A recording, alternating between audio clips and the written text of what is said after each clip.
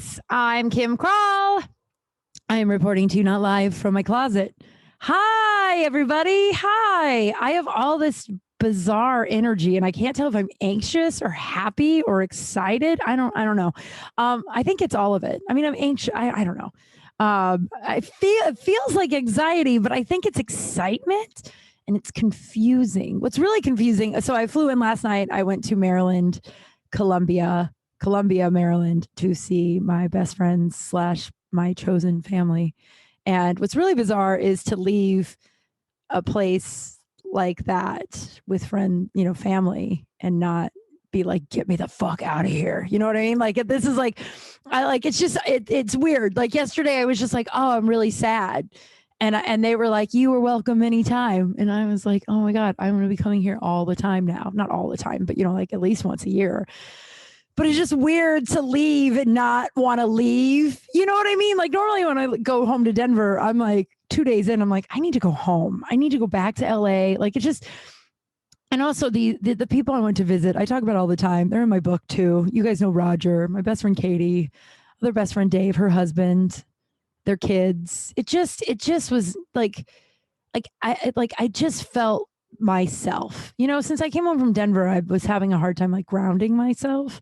Just finding, because and a lot has happened in my family. My cousin passed away, and that was a rough week to like process all of that. And I still haven't really heard from anybody on that side, where I'm like, I might reach out again just to like, because I'm learning also it's not it's not about me, like, I mean, it is personal. Like they're not reaching back to me because they don't like me, but I still want to be like, I'm still sending condolences. I won't say like, I don't like me, but you know what I mean? But it's just like, it's just so weird to leave a place that I was at for a week and feel happy home. You know what I mean? Like when I came back from Denver, I was like, I feel like I need to just stare at a wall for like 5 days and then scream into a pillow. Like that's what I said to myself when I was, visiting Colorado. Every time it was just a little tough, I was like, don't worry. When you get home, you can scream into a pillow as long as you want. I don't know why that's really comforting to me when I'm out and something's annoying me. I'm like, I tell myself, I'm like, you can scream into a pillow when we get home for as long as you want. But I came back late last night, and I don't feel that way at all today. I miss them. I wish that they lived closer, but like the trip was just fucking magical, guys. I don't even know. It just was. I mean, that's what we're going to talk about here today. That's what we're going to, I hope everybody had a happy holiday. I hope it was I feel like Thanksgiving should be spent with like your chosen friend family. You know what I mean? I don't know. That's what I have been doing since the beginning of time. And it is amazing. I love since the beginning of time. I don't even know what the fuck I'm saying. Yeah, I got in late last night. I got home at like 10:30. And I had this weird, I can't tell if my bedroom, like my smell is so weird, guys. But it's been like this for like a year now. So it's unclear. It's unclear if I like, I've felt like this for like a year. So like, I don't really remember what it was like before I had COVID, but I smell things that I don't know are there, or I smell things. Or maybe, I don't know. I'm going to clean out under my bed this week. I'm going to clean. Anybody else I clean till the daddy takes the T-bird away. What is that song? Son, till your daddy takes, I don't know. T-bird away. So I'm going to clean out under my bed, and then maybe I'll find a dead animal or Lucy pooped somewhere, because it smells weird in my bedroom, but it was in and out. Like I wake up sometimes in the middle of the night and I'd be like, it really smells like a dead animal in here. And then other times I'd wake up and I'm like, it doesn't smell like anything. And I don't know if that's my COVID or not. So to be continued on that. I will be cleaning out the under. I hope there's not a dead animal under there. I'm like kind of afraid of dead animals. Like I'm kind of afraid of like dead mice and dead rats. Like I'd prefer a live one more than a dead one. I think we've already talked about this. But yeah, I got in late last night, and yeah, it's nice to be home, but man, I had so much fun. I want to address something though that like I noticed only in the airports, really, because it's in Columbia, or in where we were, I went to DC. The mask situation, I'm going to talk about masks. The mask situation, people were wearing them in like DC and Baltimore and some here and there in Columbia. But my friends were like, yeah, it's a pretty heavily vaxxed place. So most people don't need to wear the mask because they've all got vaccinations. Dude, I can't. I think that's a deal breaker friendship wise for me. If you are an anti-vaxxer, I think I just have to like clap out. I can't take you seriously. I don't know. So a thing I noticed in the airport, we'll address this first. The thing I noticed in the airport, the amount of people that don't wear a mask correctly and wear it like under their nose. Like that's how they wear the mask. Like there's like people who wear it under the nose and I think they're genuinely thinking they're wearing the mask. And then there's people that are wearing it like the asshole where half their mouth is covered. And they're like, I'm wearing your mask. It's just so, and now with more people, you know, like New York, I believe is in like a state of emergency. And so is Michigan. But at both airports, I was just like, Jesus, like, so people, it's just, I don't know. And then on the airplane last night, the woman was like, hey guys, we're going to go around and correct you. You need to wear your mask correctly. I'm going to tell each of you that aren't how to put it on correctly. If we have to wear these masks over our nose, so do you. This is part of what's going on right now. Like, it was so funny because you could tell she was like, why am I still having to have this conversation? Oh, so I got it. I took my first red eye, never done that. And luckily I was able to sleep. Like I took a flyaway. I don't know why most cities, I wonder if, because Denver doesn't have a flyaway, I don't believe. Denver doesn't have a flyaway. So like, it's like a bus you take from the airport and it's like $9. And it's just like, because asking anybody to take you to LAX is just not something you ask your friends to do because LAX is a fucking nightmare. So like, I took the flyaway, and then like, you know, and I was like cutting it close, you know, not close like where I was going to miss the flight, but like close where I was like not going to have a time to like sit down. So like we get on the plane and I just like right before I boarded, I just took a couple Benadryl and then I just slept. Oh God. And then this happened on the plane. Okay. On the plane on the way out there. And maybe I'm the dick. I don't know. I don't feel like I'm the dick. I feel like this guy's the dick. And then the more I started thinking about it, I was like, well, he is. I flew Spirit. I know I'm judging me too. It actually wasn't that bad. Like I flew it like years and years ago and I like swore never to do it again. The only thing that's annoying is the check-in bags. Cause now now like other airlines charge you for everything too. You know what like since COVID, it's just like you can't bring a carry-on. You can bring a personal item and then they charge you and it has to be like a certain size.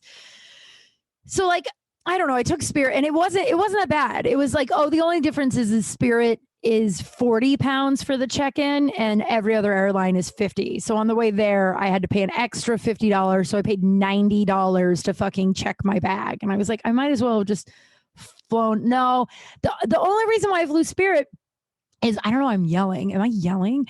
The only reason why I flew Spirit was because when I got my plane tickets, every other plane ticket was like every other airline was like $300 more and had like multiple layovers. And so Spirit was like $300 less and it was just a straight shot. That's why I did it. Like I couldn't, because everyone was like, why did you do that? And it was more about the non-layover flights where I was like, I'd rather just have it, especially the red eye. So I don't know. I know most people that fly Spirit on like a strict budget, right? So maybe I am the asshole. I don't know. Because I was like, if it's that important for you to sit with your people, you need to pay. You need to do that. You need to pay the extra like $40 to like pick your seats, right? Like, so I'm on a red eye. I win the lotto and I get the fucking window seat, which is so exciting. So I get on the plane and the two kids next to me are like kids, but they're not like kids. They're not like 6. You know what I mean? Like I heard the flight attendant talking to them and they were like 13 and 14. They were like human size. You know what I mean? Like they weren't like children. So I walk on and also the dad was on the aisle right next to them. So like the only thing separating him and his like teenagers was a small aisle, right? And then I had the window. So I walk up and he's like, hi. And I was like, hi. He's like, that's your seat? I was like, yep. And he goes, oh yeah, I'm going to try and get these kids out of your hair. And I was like, oh, I don't mind. I'm going to probably just sleep. So I don't mind. And he's like, yeah, I'm going to work on getting them. And then I just could hear him talking to the stewardess. Is that what you call him? Flight attendant. Sky waitress? I have no idea. I know that I sound like an old white guy. Like, you can't say that anymore, but used to be able to, but I can't remember. I think I think it's flight attendant now. And I don't think you say stewardess. I always like sky waitress, but that is, double down on offensive, I believe. It's like office manager now. I don't know, whatever, it doesn't matter. I hear him talking to the flight attendant, and he's like, yeah, I would just like to sit next to him. No, you don't. You want to sit at the window. That's what that fucking guy wanted to do. Because it's like, first of all, if it was that important to you, you would have like sprung the extra like $40 or $80 or whatever to pick your seats.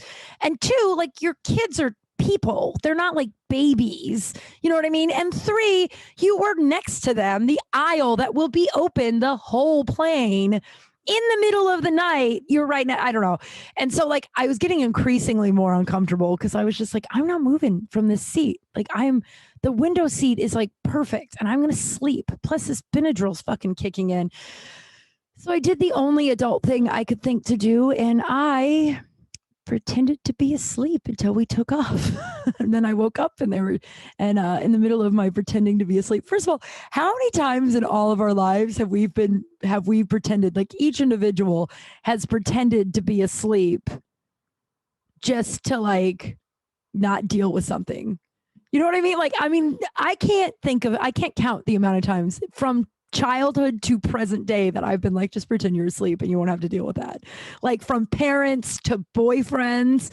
Oh God, boyfriends all the time. I pretend I was asleep. If they wanted to like argue about something, I would just be like, they're like, oh, she's asleep. And I was like, yeah, I don't want to do this now. Like, how many times have you pretended you were asleep? So I pretended I was asleep. And in the middle of my pretending, they moved two people they switched two people from the back. So they moved the dad to the back, and then they asked the people sitting next to the dad if they could sit. Maybe the dad wasn't even no, I have no idea. But like, asked them if they could switch. So then they come up to their new row, which I'm the window seat, and the guy goes, "Oh, we don't get a window seat? We had a window seat back there." And I was like, "You're asleep, Kral. You're asleep. This is not your problem." Whew. I'm not the asshole there, right? Like, come on. Like, it's like this, like, I don't know. And then I started thinking, like, oh, what if he couldn't afford the extra $80? Now you're the dick. And then I was like, no. And then I stopped feeling bad and I fell asleep. And plus, the two people sitting next to me were adults, so they slept too. I feel like the teenage boys were probably going to talk most of the flight, and that would have been annoying. So I don't know. And after I told you that, I'm like, am I the dick? I don't know. I pulled a few people and they're like, no, I wouldn't have moved either. And if they would have asked, I would have said no. It's like, it's a window seat. Like, if they were like chilled, no, still not my problem. I don't know.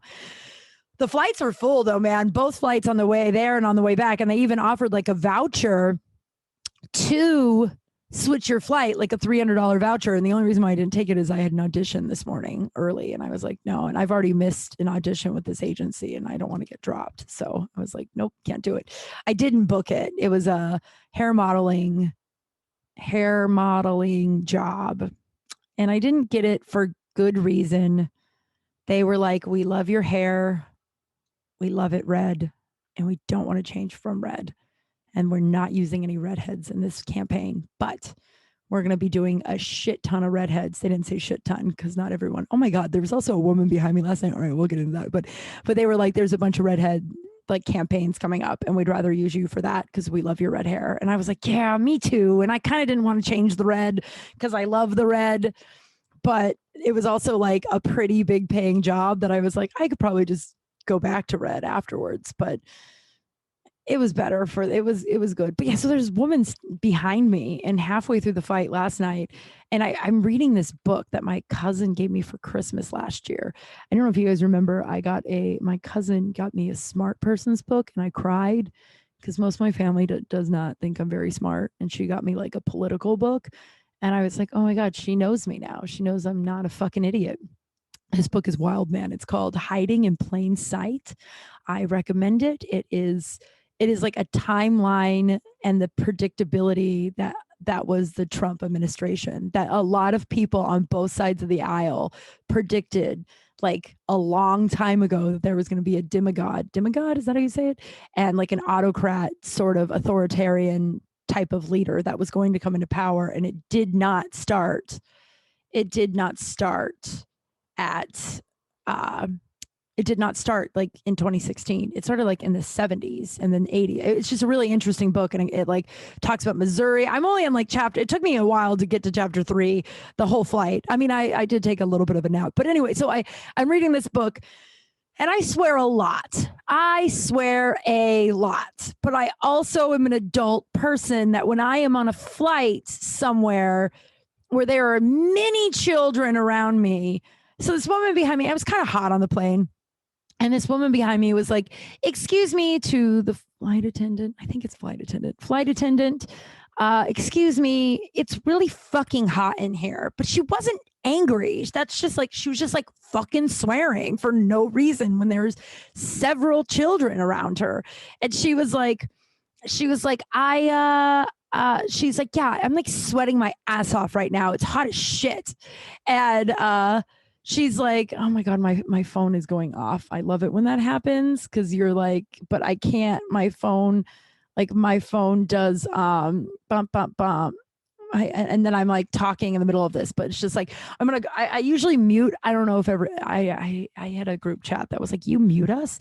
I mute all group chats just because sometimes they like talk and then the like group chat goes off the rails and you're like in the middle of something and it's like distracting you. And so one of my friends who listens to this was like, you mute our group chat? So I was like, I literally mute everyone. Cause like sometimes like 2 people will get to talking. Sometimes I'm one of the 2 people that gets to talking. And then it's like 90 messages. But if you're in the middle of using your computer, I don't know.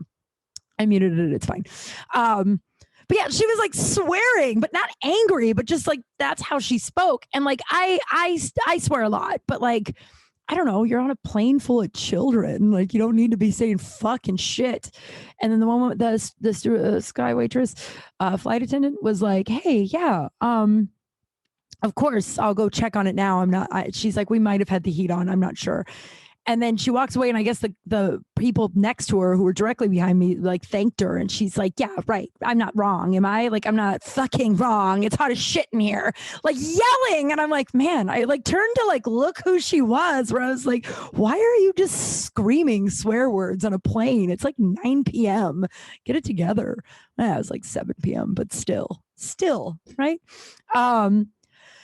I don't even know where to begin on my trip, you guys. It was just so great. It was really funny. So I saw their youngest, Dave and Katie's youngest is like, he just turned 1. And I've only met him once. And he's like, he's kind of a COVID baby, or he's a COVID baby. He was born in the quarantine. So he like, I think they said that this last week was the most people at the same time he's been around.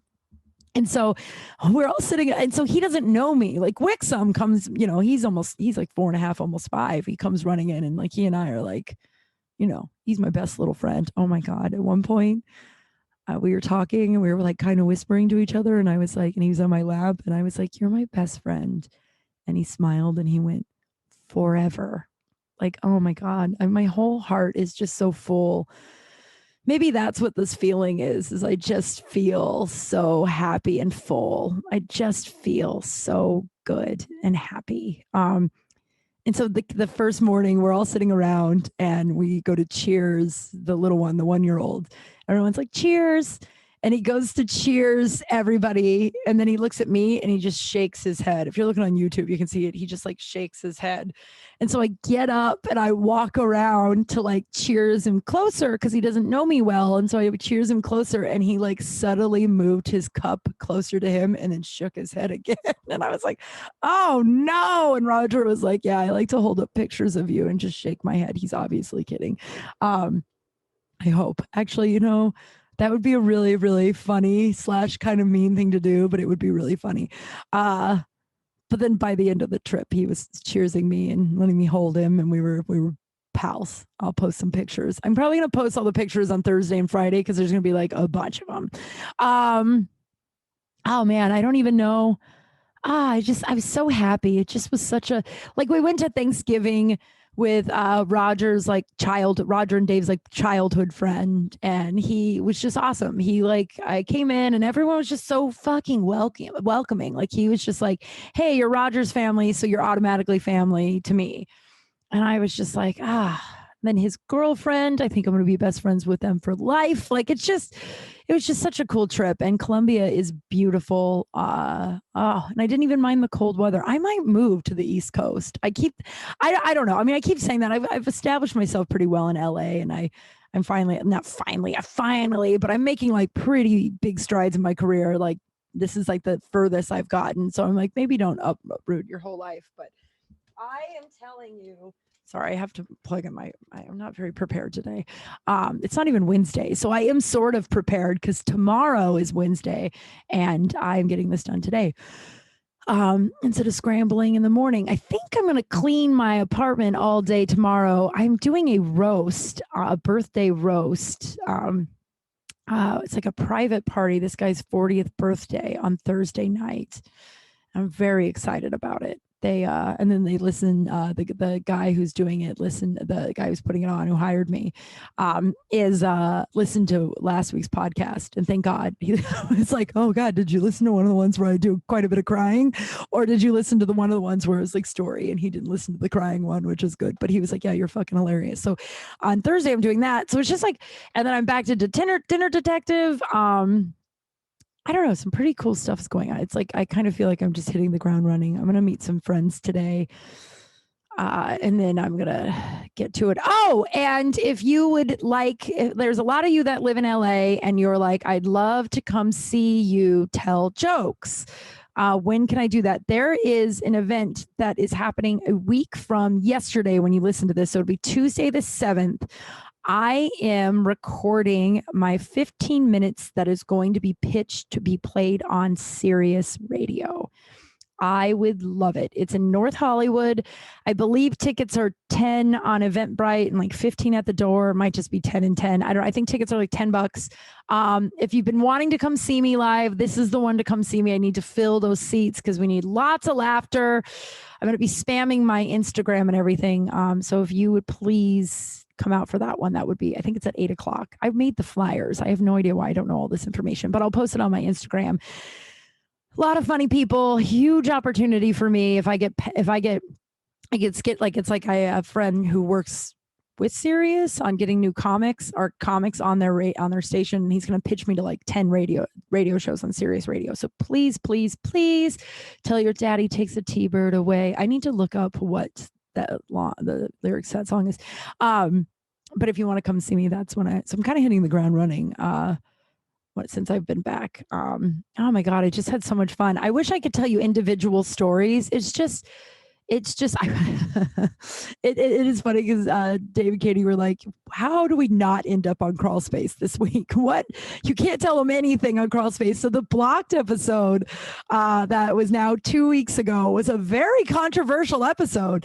I got a lot of people messaging me about it, and a lot of people, I will tell you one half of the two people. So one person out of the two people I blocked is now unblocked, and we talked things out, which is awesome.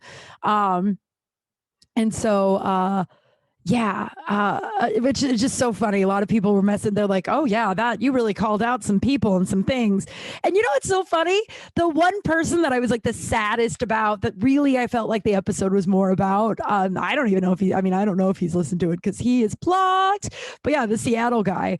Which, by the way, like, I don't know, blocking him was the best thing I could have done. And the other guy, I'm stand by blocking him. I'm glad that we are made up and friendly again. I'm glad that we talked through the reasoning behind my blocked. But honestly, I stand by my actions. Like, the whole situation kind of freaked me out. The whole thing was like overwhelming. My feelings were hurt. And I was just like, yeah, I'm just going to take some space.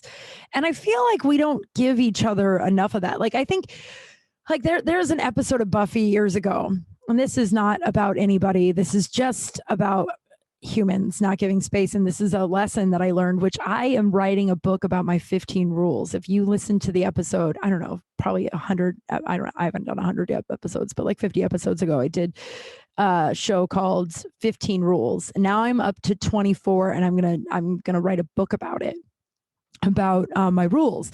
And one of them too, so is, when people ask for space, we don't typically as humans give it to that person because it makes us uncomfortable. You know what I mean? Like when someone, at least for me in the past, is someone who's like, I just need space. And you're like, yeah, but that makes me uncomfortable. So I'm going to try and figure out when really the best thing you could do is just let it be.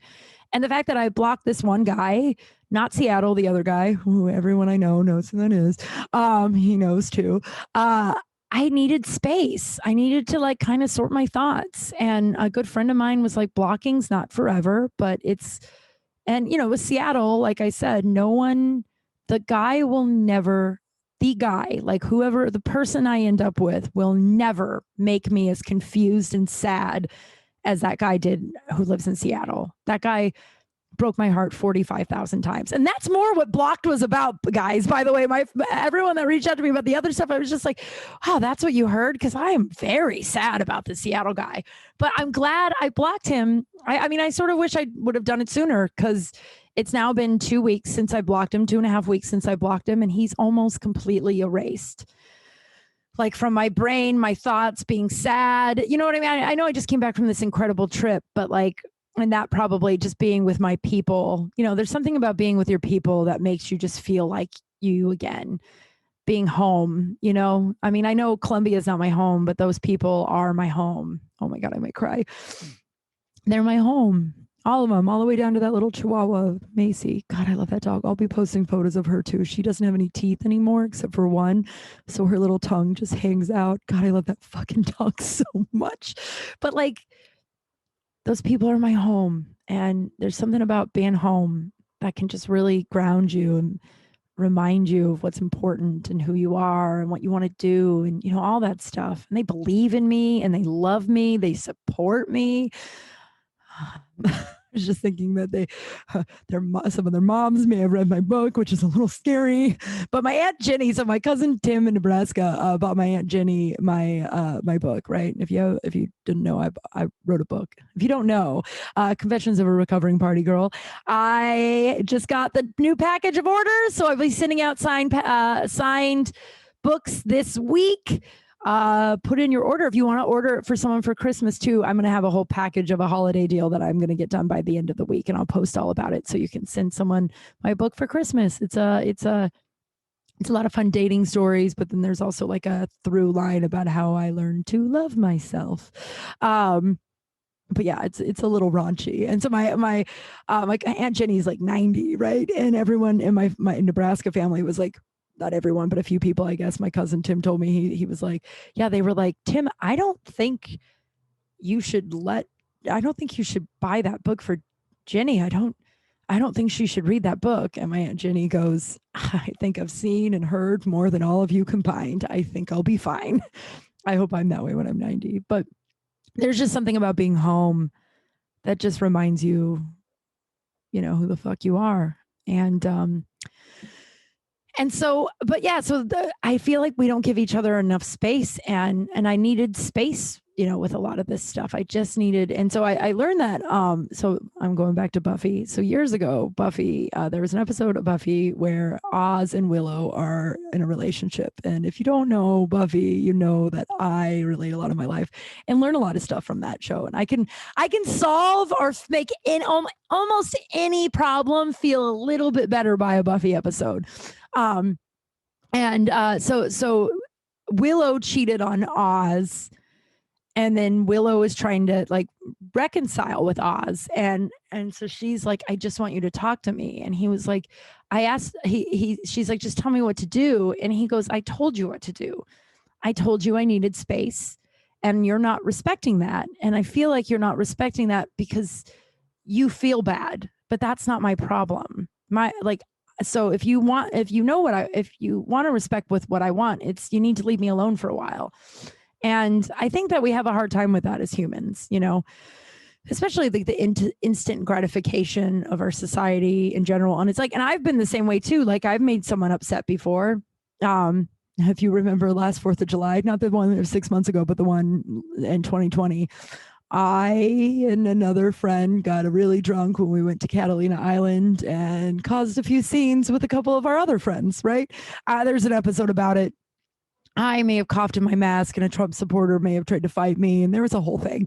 If you want to listen to it, there's an episode about it. I'm not going to really rehash it. We've all made amends. Everything's fine. Everything's great. But after that 4th of July, my friend texted me and was just like, look, I'm not really happy with you. That was really tough. That day was really embarrassing. It was really tough. I haven't seen that side of you. I didn't like it. And I was, of course I was like, oh my God, I'm so sorry. And she goes, no, I understand. And she was like, look, you don't drink much. So when you do drink, like, I've never seen you drunk like that. And you don't, so she was like, you don't ever drink. Like, even when we hang out, which you guys know, I tried to curtail that back. And by the way, the whole story, I don't know. I wasn't really there was some other stuff in there that I'm not going to mention now, but I don't like being hammered in a situation like that, because you do go on a defense, like your emotions are heightened. And when there was some stuff that was going on, I reacted. But she was like, that upset me. And I was like, I'm so sorry. What can I do? And she said, nothing. I just need a little bit of space. And like, before I did all this work on myself, like, it was really uncomfortable to give it to her. It was just like, well, I want you to not be mad at me now. But instead I was like, all right, well, if she's, and that goes back to the whole not abandoning yourself too, of like me being like, I will do anything to get you to not be my friend. Please don't abandon me. But instead it was just like, okay, she asked you to leave her alone for a bit. And I don't feel abandoned anymore because I've worked on my shit. Also, you can't abandon an adult. So if she didn't want to be my friend anymore, you can't abandon an adult. Let me say that again. You cannot abandon an adult. I had this friend, I don't know. She's blocked me at this point. But I asked her for, she was just getting really codependent and really enmeshed in my life. And it was just starting to get really like uncomfortable, and it was starting to piss me off. So I asked her for some space, and she told me that I was abandoning her. And I was like, well, you can't abandon an adult. You're an adult. I'm not abandoning you. You'll be fine. She did not like that answer. And I am now blocked. I'm a now proud member of a blocked person. But so like, I just feel like, and it was uncomfortable to give my friend space, but that's what she asked. And you know what? 2 or 3 weeks later, she texted me and she was like, I miss you. Can we get a drink? And I was like, yes. And then she was on my amends list. I made, step 8 and 9 in many 12-step recovery programs, is, where you make a list of people you've harmed. And then in 9, you make amends to them, unless it would do harm to them or others. I'm saying that because there is someone that keeps trying to make amends to me, and I'm like, dude, I blocked you. Like, talk to your sponsor. Every sponsor in the world will be like, yeah, they blocked you. You should leave them alone. Like, make a living amends. Don't do that shit again. Write him a letter, burn it, but leave him alone. Like, I broke this guy. Wow, this really went off the rails, huh? I broke this guy's heart. Oh God, years ago, and many times, many times. I mean, he was a nightmare, but I was not kind to him. And this is the first time I did the 12 steps. Not in ACA, I was in Al-Anon for years, which I've mentioned. And first time I did the steps in Al-Anon, and this guy was on my list, and I was talking to my sponsor, and I was just like, I told her everything I had done to him. And I was like, she goes, well, where is he now? And I'm like, well, the last time we talked, he told me that he loved me. I told him I didn't love him back. Then he wrote, and then he he had kind of a substance issue. Shocking. Most of the people I've been attracted to in my life have some sort of substance issue. I'm working on it. But he, went on like a bender and then wrote me this like long letter, and he left me alone. And so I was like, I owe him an amends. And she was like, yeah, you do. But calling him is mean. Like, you never know where he is with you. I mean, he may not give a fuck at all about me, but she's like, that made you harm to him. He obviously had feelings. Calling him and being like, hey, I know I upset you and we haven't talked in years. And I was just like, oh shit. She goes, yeah. And she goes, whatever you got to do, don't treat other men that way. Write him a letter, burn it, whatever, like put it in a balloon, throw it in the ocean, anything you got to do to let it go. And to make, oh my gosh, and to make, make a living amends to the universe. But so I made amends to the girl that asked me for space, and now we're good. And so it's just, I stand by my blocking of the last one, but that episode was controversial, man. A lot of people messaged me about it, and I was like, Jesus, I had to re-listen to it to make sure it wasn't like fucked up. And I'm like, no, it was just my brand, really honest and shit I want to talk about, but it's, God, I just feel, after the trip to Denver, which was, and then a lot of the family stuff that is, stuff is not mine to share, and I'm not going to share it. Well, who knows when I'll share it, but if I'll share it. But this last like month and a half has been a little bit, I've been on rocky, unstable ground. And yeah, I've been on rocky, unstable ground. And just being with those people, it felt like home. I was home, even though they're in another state that I've never been in. I got to go to DC, not for long, just because I wasn't there for very long, and we were hoping to, why is this not? I'm trying to. The group chat is still going off crazy. I mean, it's fine. I love these human beings, but it's my problem. I get distracted and then I start to read it, and then I'm like, you're recording a podcast. Don't do that. But yeah, I went to DC. Oh man, I went to DC. So it wasn't planned well. It wasn't planned well just because like the trip was so jam packed, right? And so it was like Saturday after, 4 or 5 days of really not sleeping much, drinking, hanging out with a bunch of people. So I dragged these two, Roger and his buddy, who's now my buddy, to Washington, D.C. And they were like, can we just, and then his girlfriend, who's now my girlfriend, I'm just kidding, but now my friend, we're now in a relationship, but just kidding. But we all went to DC, and they were like, can we just drive by? And the only things I wanted to see was the Washington Monument and the Lincoln Memorial. The Lincoln Memorial is something that I've wanted to see. I wanted to see the outhouse, the White House.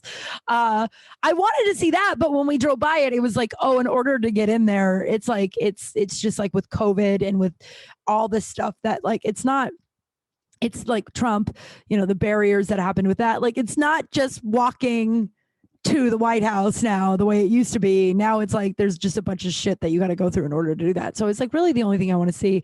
But they're like, can we just drive by? And I'm like, well, how about, and I'm an independent human, right? I was just like, how about you guys just go drop me off here? I'll walk to both. You guys message me what bar you'll be at, and I'll be there in like an hour and a half.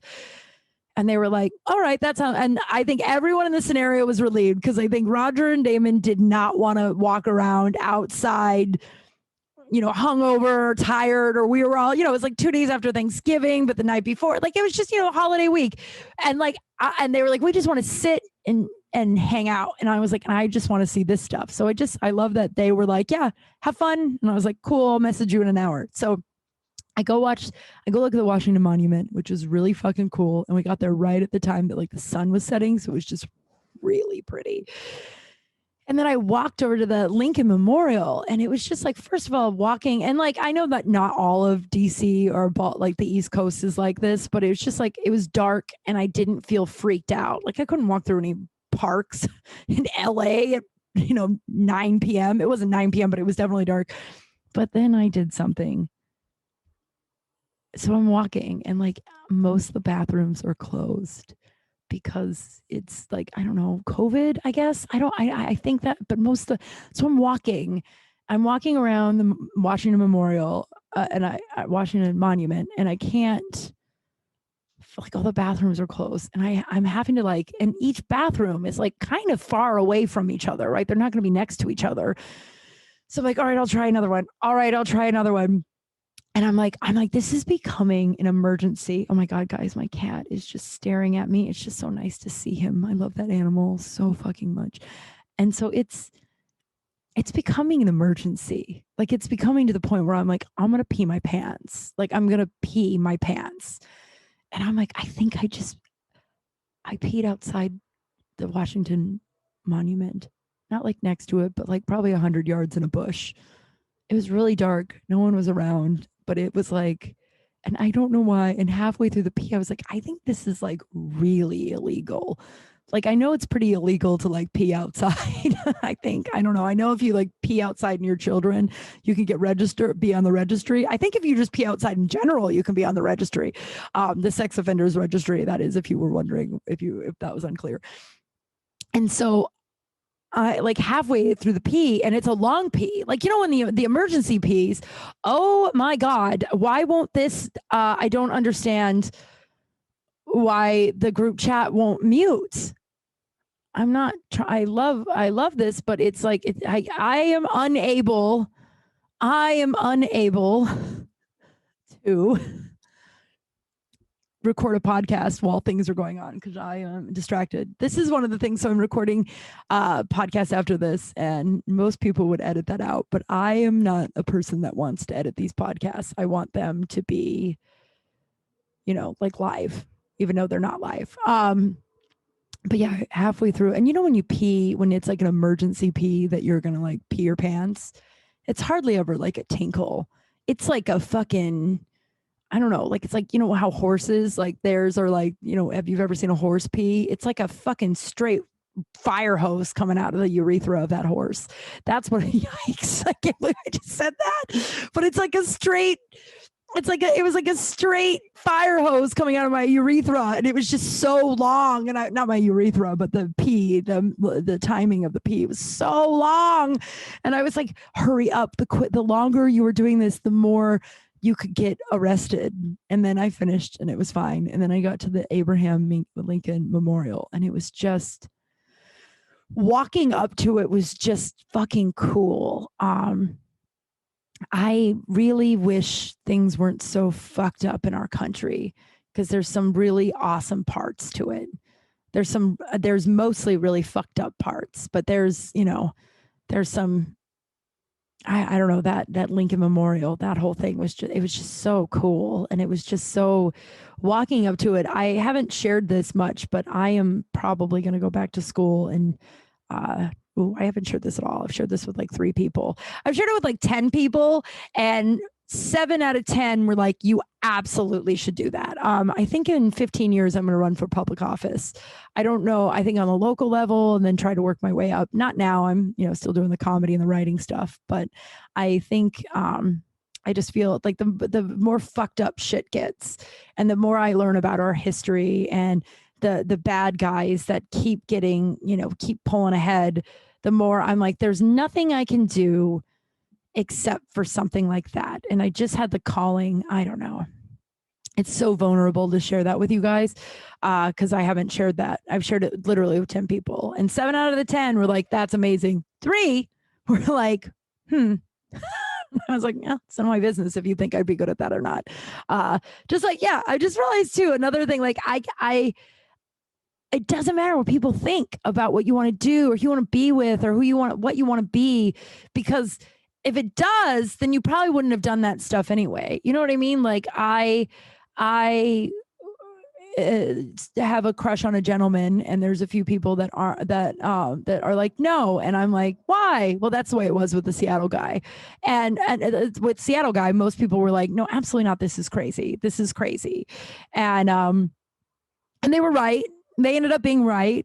But I learned then, I was like, yeah, but who cares if they think it's crazy? When I liked this guy, is it going to stop you from pursuing this? And I was like, well, no. And so then, I pursued it, and it hurt a lot. And I don't believe it was a massive mistake, because I learned a whole bunch about myself, my recovery, what I want in a relationship. I'd like the person to physically be here. Maybe you've met him a few times. My buddy Roger says that he has a hard time looking me in the eye when we talk about the Seattle situation. He's like, it's too fucking weird.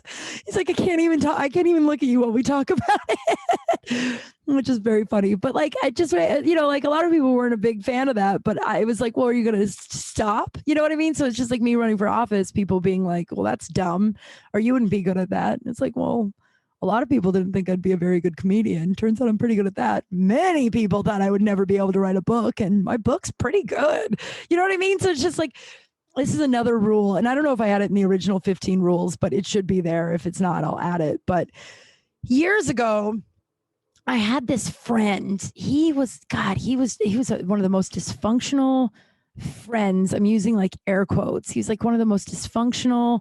We weren't friends. We'd kind of hook up sometimes. We went on a couple of dates, but he was like so mean to me. And a couple of years ago, he like reached out and was like, oh my God, you have a podcast. And this is when I was on the Kim and Ken show on Dash. And I was like, yeah, I have a live radio show. And then we put it on podcast form. And he's like, oh, I love podcasts. I'll listen to it. And I was like, awesome. And it had been, by the way, it'd been like 12 years, maybe 15 since this guy and I had seen each other. So like and I'm not dysfunctional anymore. Like the way this guy used to talk to me was just like, atrocious, but I had the low self-esteem. So it was just like, yeah, this seems reasonable for somebody to talk to me this way. And and so like he listened to a couple of the episodes and he was, he was being normal. This guy is also like 50 something now, or about to be 50. I don't know. He's like not a young man to be, he's not old. My 50-year-old friends, I'm not calling him old, but he's not a young man. Like if he was like 22, this is still too old to be treating somebody this way, but he's like not a young man. And so for a couple of texts back and forth, he was like complimenting the show. And I was like, oh, that's really nice. And then one day out of nowhere, he texts me slut. And I was like, what? He's like, you're a slut. It's just like, I just didn't respond. I think I blocked him. I was just like, I'm not dealing with this. And that's what he used to do to me when I was really young. When I was like 21 and he was, he's probably 31, 32. He used to just like call me names. Like we used to work together and he would just like sit next to me, and he should probably be a chapter in a book. But he did teach me some good lessons, right? I mean, now, one of the lessons is don't let somebody talk to you like that. But like in the midst of all that chaos, he taught, like he was the first one to make my dad's sexual abuse funny. Well, I didn't know my dad had actually, abused me. I just knew he was really inappropriate. I barely touched the surface of any of it, right? My dad used to send me this sexual suggestive cards for my birthday. I don't know, man. It's funny. And he stopped as soon as I cut him out of my life. As soon as I cut him out of my life, then he started sending me appropriate dad-daughter like cards for my birthday and Christmas. But like, and it never dawned on me to throw them away until I met Kyle. This is the guy, until I met him.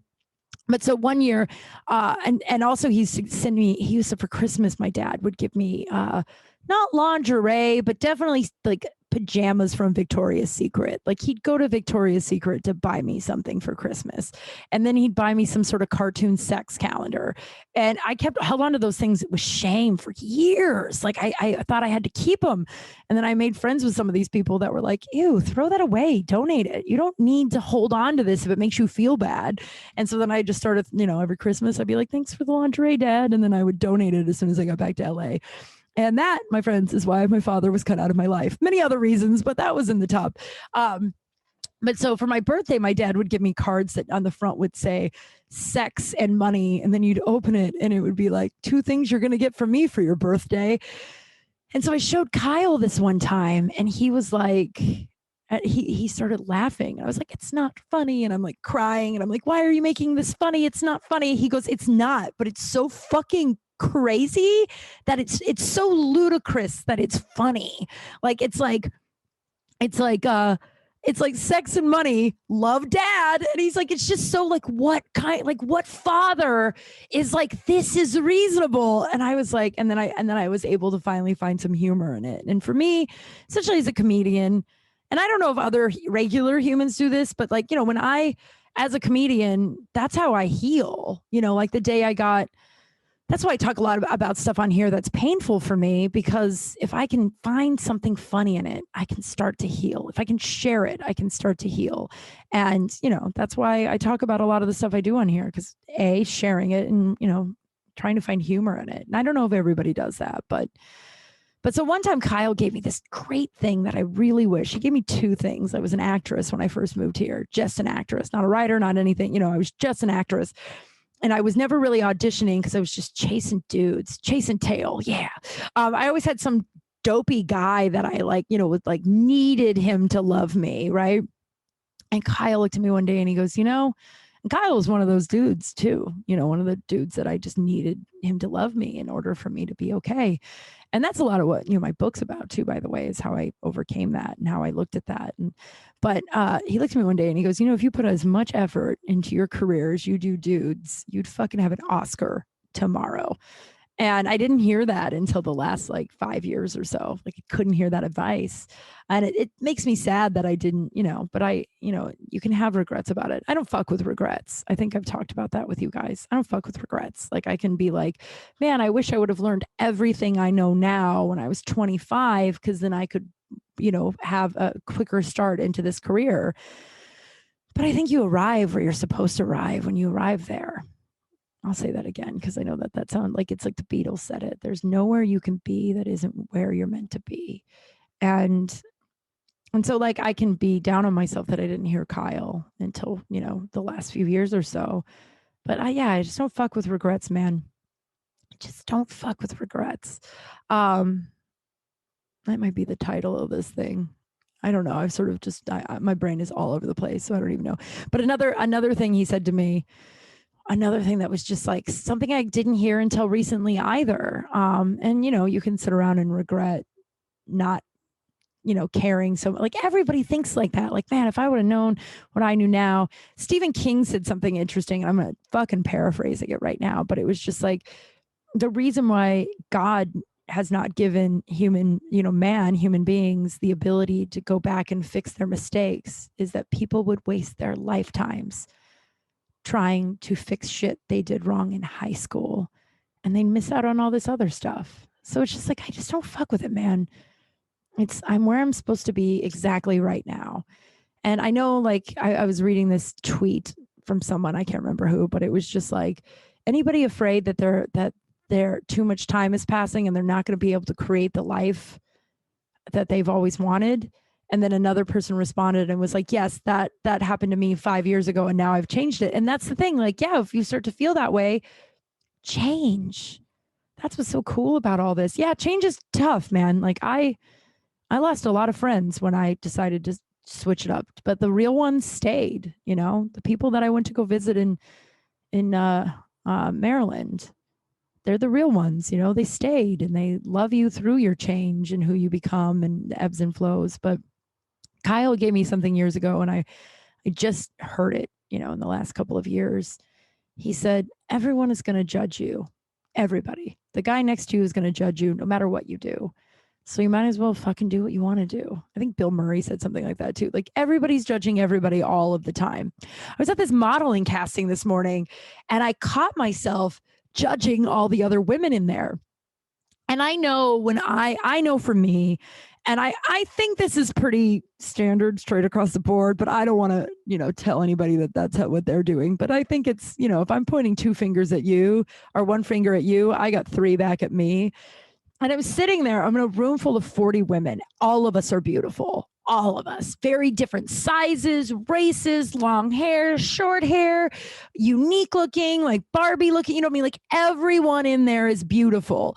And I caught myself looking at each woman being like, oh, well, she's not going to get this because of this. And like, getting like mean girl in my head. And like after like, I mean, it didn't last long because I can, you know, that's one of my defects is I'm very judgmental because I'm very judgmental of myself, very hard on myself. So that makes me hard on other people. And when I'm really when I really want to be hypercritical of myself, sometimes I'll start to be hypercritical of others. And then I'm like, whoa, you need to like, and so I got to like 1.5 women. And then I was like, whoa, what are you doing? Everyone in here is gorgeous. Everyone in here is gorgeous. And they only need 4 models. And all of you are probably working actresses, models, comics, writers. You know, you're all in this industry. And like, I've said it before and I'll say it again. If women were nicer to each other, we would have ran this fucking thing. We would turn this thing around and we'd be running this. But I think I was just in my head about being insecure about being there because, you know, I gained a little weight during the holiday and it's like, who gives a fuck? But like, you know, you're in a room full of models. You're like, oh, and I also didn't poop, which we'll get to the poop scoop because of course I pooped in the most uncomfortable place I could have pooped in. But excuse me. But you know, I was in there and I was insecure, feeling like I didn't belong. So I started to go to each of the women and like talk about why they didn't belong to make me feel better. And I was just like, holy shit, stop. What are you? Because after 1.5, I was like, what are you doing right now? Does this feel good? Not at all. Do you feel better? No. And I was like, we're all fucking beautiful. And it's fine. And it's just, so everyone is going to judge you all the time, no matter what. So you might as well do what you want to do. So I think in the next 10 years, I want to go back to school for that. I don't think you can go back to school to run for office, but you know, you got to major in something where I'd like to learn a little bit more about our government. I know quite a bit, but I'd like to be well-versed. I'm pretty close to graduating, I think, with like a theater degree, but I'm unclear. My transcripts are a mess, but that's, you know, in, you know, the next 10-year goal. And who cares if people think I can do it or not? A lot of people didn't think I could make it in Los Angeles. most of my family, when I said I was going to move to LA, which by the way, I said I was going to move to LA like fucking since I was like a 5-year-old kid. And when I was 21 and I said I was going to move, everyone was like, what? This is literally coming out of nowhere. And I was like, well, it's not, because I'm talking about it for 20 years or that 15 years. But when I made the move and the date and I was going to move, 5 family members of mine separately pulled me aside and said, we're really happy you have a good head on your shoulders. So when you fail in LA, you'll know it's okay to come home. So a lot of people didn't think I could do LA. Maybe I'm not exactly where I want to be in my career, but I had quite a bit of trauma to sift through. Trauma that I didn't even know I needed to sift through yet. But like, no one thought I was going to stay as long. Like, people didn't think I was going to be able to do this. And did that stop me from coming and staying and, making a beautiful, I love my life here. And I'm really, yeah. And so, I don't know what the fuck the message this whole thing was. This whole podcast was. Last week was Friendsgiving. The week before was about blocking people and having no negativity in my life. I only laugh about that because that is the episode that I got. The episodes that I've gotten the most messages about were the Me Too episodes. There's a couple of them. I think they're called Me Too Part 2. The 15 Rules, Naked Checkers, and Blocked. Those are the 4 that got the most, 4 or 5 that got the most messages and concern and asking that and I'm like, Jesus. And then when I got to Maryland, I was like, oh my God. So funny. But I mean, I'm grateful I have this as platform. And I know I'm, sometimes going to say things that maybe people don't like, but I'm always going to be honest with who I am. And who I am is pretty rad. It's not like who I am is like, a terrible human. And because there's people who are like, I am who I am. And it's like, yeah, but you're also kind of a Nazi. So like literally, so maybe you ought to, you know what I mean? So it's just like, but like, it's someone, the one lucky broad is very obvious, right? Well, it's the same as every week, I guess. So maybe it is obvious, but I'm one lucky broad that I have people that I call home. And I got to spend 7 wonderful days with them. And it was too short and it was perfect. And it made me get back to who I am. The last month and a half has been a little bit tough. And being with those people, it felt like home. I was home. And I'm one lucky broad that I have that. Because I know not everybody has friends like that. I'm just really lucky. And then, of course, those people are so awesome that all the people they surround themselves with. I made so many friends while I was in Colombia. Like, it's just like people that I'm going to know forever, I think, And it's just like awesome people breed other awesome people. And I'm lucky that I guess I'm awesome because I'm breeding a lot of awesome people in my life. And I'm just really grateful for it. You ready for the poop scoop? Oh, man. So I'm on vacation, right? Here's the poop scoop. I haven't checked my email to see if anybody sent me a new poop scoop. So if you have, I will check it. I have a lot of emails and DMs and stuff to get through from the last week of not being near my computer. I didn't really check or work. Like, I only worked at like maybe 25 minutes the whole time I was gone, but that was by design. I did that on purpose. So he sent me a poop scoop. I will read it soon. I do. If you want to send me one, it's kimkralspace@gmail.com. KYMKRALSPACE@gmail.com. Please send me your poop scoops or questions or say hi or tell me why you're one lucky broad. I do have a question, and I may. Because it was so funny. I asked my Columbia family this, and it was split half and half. And then one of their friends came over, and he's like this cool guy, and I was like, "Do you?" So I'm going to ask you this, and he was like, "Yeah, doesn't everyone?" And then he was like, "What?" And we're all laughing. He's like, "What the fuck? Why are you guys talking about this?" And I'm like, "I don't know. Do you guys look at your poop after you're done?" Like, I do every single time. And half of my friends don't, and the other half do.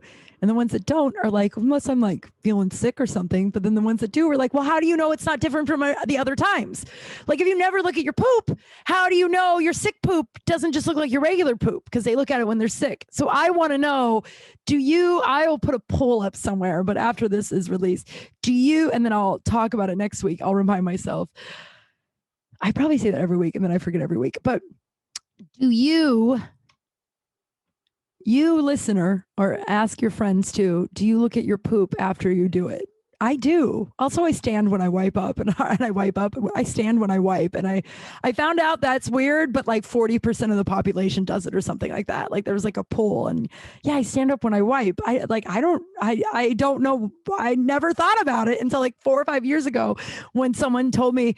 I was with some friends and they were like, oh my God, like 40% of the population stands while they wipe. And I was like, what's wrong with that? I think that's going to be your poop scoop. And then I'll tell you the other one, because those are two questions I would like you to answer. I will do a poll on my Instagram. Yeah, that's what I'm going to do. And then next week, I'll remind myself to tell you the poop scoop while I was in Maryland. Because my God, my fucking body is like, no, you have a comfortable place to shit. We're not going to do it here. Oh, the most inopportune time. Let's get explosive diarrhea. It's like my. I got really animated and excited about my sphincter and bowels wanting the diarrhea. You know, the poop scoop gets me excited. And I knocked my microphone out of the socket. So embarrassing. That's your show, everybody. So I'm going to put that poll up and I want you to think about it. Pay attention. Do you stand up while you wipe? Do you look at your poop when you're done? I didn't think standing up well, I mean, that way you get the leverage and you can really get in there. I don't know. Maybe I'm wrong. I'll never change. This is that I'll change other stuff, but this is how I'm comfortable wiping. And I've been doing it for 39, probably 35 years. I don't know, however long I've been wiping my own self. Knowing my parents, I've probably started doing it around 2 or 3. So, wow, that's a weird way to end it, I guess, but we're doing it. Here we are. That's the show, everybody. Thank you for listening. Thank you for listening every week. I'm lucky to have you. I really appreciate it. If you want to buy my book, buy my book. I just got a big shipment in, so they will sell out soon, which is awesome.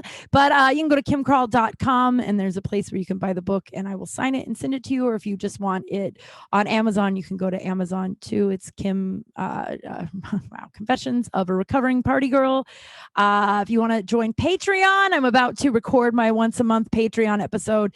I have one of them. I have a new podcast with comedian Jeff May, where we do podcast once a month and we put it exclusively on our Patreons. So if you would like to listen to that, or you want to, I just uploaded some of my comedy. If you want a Christmas card from me, something like that, I think I'm going to send that out. I got a couple other things I got to send out. I will send it out. I promise. I'm a one-woman shop. I'm a little overwhelmed, but I will get it out. And then I'm recording my audiobook, which will hopefully be done in 1 month, and you'll get a free download of that. So you can go to patreon.com/KimKral, or just, share, rate, review all this. Follow me on Instagram, Twitter, all that stuff. KYMKRAL. I think I'm going to start making TikToks. So if you want to follow me on TikTok, probably done with the whole, waxing situation, but you can get me on TikTok and I would love it. I think that's the episode. Thank you, everybody. I hope you're having a safe, happy holiday. You're happy and you're kind and you're safe. I don't know why I was saying it like that. All right. I'm going to get off before I start saying even weirder shit. All right. Love you all. Be kind. Be safe. Bye.